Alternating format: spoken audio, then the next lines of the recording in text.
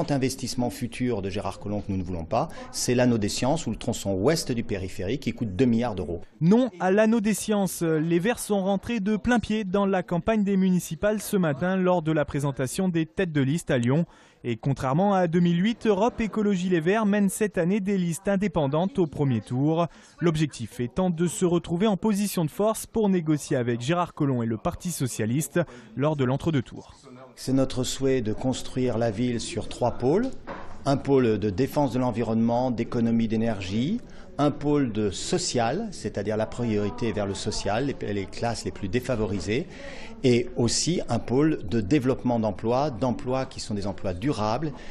Mais pour peser dans les discussions, encore faut-il réaliser un score important. Là aussi, l'objectif est chiffré, passer la barre des 10%.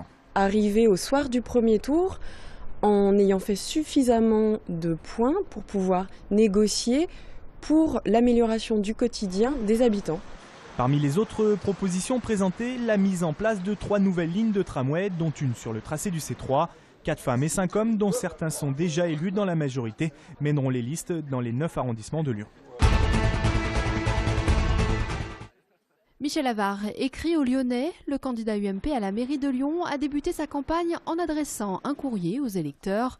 240 000 exemplaires ont été distribués depuis lundi dans les boîtes aux lettres. Les enjeux de cette élection, ils sont à la fois des enjeux nationaux, puisque Lyon est une grande ville et que son score participera ou pas à la sanction du gouvernement. C'est une élection municipale et je veux faire connaître aux Lyonnais ce que sera l'axe de ma campagne. Dans ce courrier, le leader de l'opposition n'oublie pas non plus son principal adversaire, Gérard Collomb. J'ai rappelé aux Lyonnais que effectivement Gérard Collomb est élu maintenant à Lyon depuis 36 ans, qu'il est aujourd'hui un des plus grands cumulards de France, puisqu'il cumule plus de 10 mandats et fonctions officielles. Mais l'enjeu pour l'ancien député, c'est aussi de gagner en notoriété, car à la question « Connaissez-vous Michel Avare ?», la réponse est parfois sans appel. Pas du tout. Non. Il faut que vous soyez beaucoup plus présent, on ne vous voit pas assez. Être plus visible, voilà peut-être un des ingrédients essentiels pour la campagne du candidat UMP.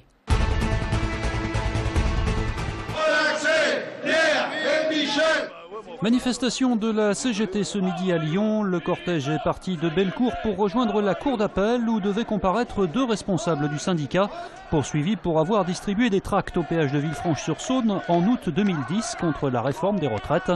Ils avaient été relaxés en première instance.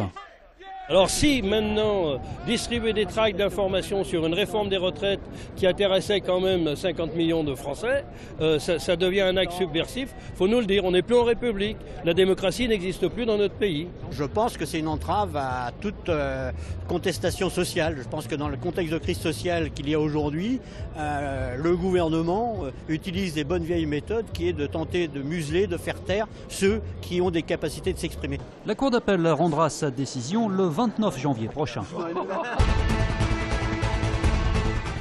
J'ai déjà établi les boutiques, je connais les boutiques. Moins 20, moins 30, moins 50% sur les vitrines. Les affiches aguicheuses ne trompent pas. Les soldes d'hiver ont commencé aujourd'hui dans le Rhône.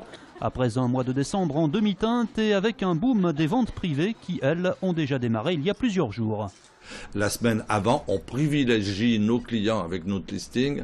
On les fait passer avant les autres. C'est un peu un coupe-fil, quelque part, pour nos clients, ce qui est normal. Là, ça se fait dans la période des soldes, enfin juste avant, parce que de toute façon, les personnes viendraient acheter la semaine avant les soldes. Donc, et ça nous permet aussi d'étaler un petit peu le rush du début des soldes. Les soldes vont durer 5 semaines jusqu'au 11 février.